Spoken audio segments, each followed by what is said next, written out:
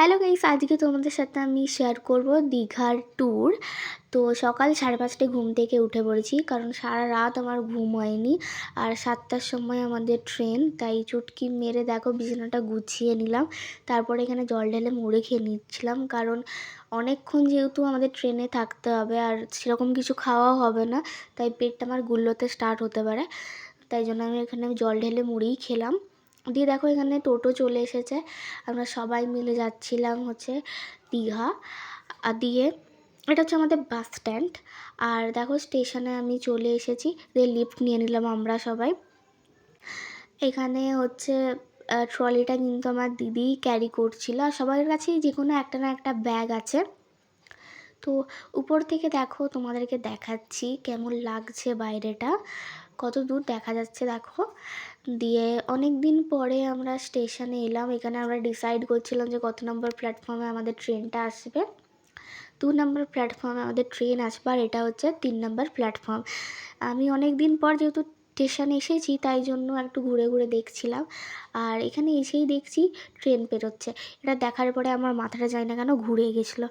দিয়ে দেখো ট্রেন আমাদের কিছুক্ষণ পরে চলেও এসেছে, আর কোথাও যাওয়ার কথা থাকলেই আমার মুখে ব্রণ বেরিয়ে যায়। দিয়ে কিছুটা দূর যাওয়ার পরেই আমরা এখানে খাওয়া দাওয়া স্টার্ট করে দিয়েছি। কেক খেলাম, লেস খেলাম, তারপরে দেখো এখানে ঝালমুড়ি একটা কাকু উঠেছিল। এই ঝালমুড়ি করার প্রসেসটা কিন্তু আমি কোথাও বাইরে গেলে, মানে বিশেষ করে ট্রেনে গেলেই আমি দেখতে পাই, তাই জন্য একটু ভিডিও করে রাখলাম তোমাদের জন্য। আমি কিন্তু ঝালমুড়ি খেতে একদমই ভালোবাসি না, আর দিদি খেতে খুব ভালোবাসে, তাই এখানে ঝালমুড়ি দিদিই নিচ্ছিল। আর হচ্ছে আমি তাই জন্য দিদিকে বললাম যে ঝালমুড়িটা কেমন করেছে আমাকেও একটু দেখা। তো এখানে দেখাচ্ছে দেখো, এখানে নারকেলও দিয়েছিল একটা। আর এই যে এই দৃশ্যটা আমার খুব ভাল লাগে, এই যে ট্রেন যাবে আর নিচে নদী, আমার দারুণ লাগে। তারপরে দেখো ট্রেনে আমলকিও উঠে পড়েছিল, তো আমলকি খেলাম। দীঘা স্টেশনে চলে এসেছি, আর দীঘা স্টেশন থেকেই কিন্তু মন্দিরটা দেখা যায়। আবছা আবছা দেখা যাচ্ছে কিনা বুঝতে পারছি না, তাও কিন্তু দেখা যাচ্ছিল, মানে ক্যামেরাতে বোঝা যাচ্ছে না। আর এখানে না অনেক ভিড় ছিল, কারণ যেহেতু সেদিনে ছুটির দিন ছিল, তাই হচ্ছে অনেকটাই ভিড় ছিল। আর এখানে চেকিং হচ্ছিল টিকিটের। তো আমরা চেকিং কমপ্লিট করার পরে অবশেষে টোটো নিয়ে আমরা হোটেলের উদ্দেশ্যে যাই।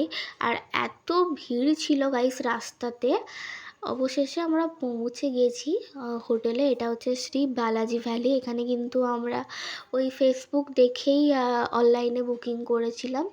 এখানে ওরা ডকুমেন্ট নিচ্ছিল আমাদের কিছু। আর এটা হচ্ছে আমাদের রুমটা। এই রুমে কিন্তু আমরা থাকবো না, আমরা পরের রুমটাতে থাকবো, এই সেমই দেখতে। আর রুমটা কিন্তু খুবই পরিষ্কার ছিল। আর এখানে তোমাদের ক্যান্টিনও আছে, তোমরা এখানে খাওয়া দাওয়াও করতে পারো। আর বাইরে গার্ডেন আছে, বাচ্চাদের জন্য খেলাধুলার দোলনাও আছে।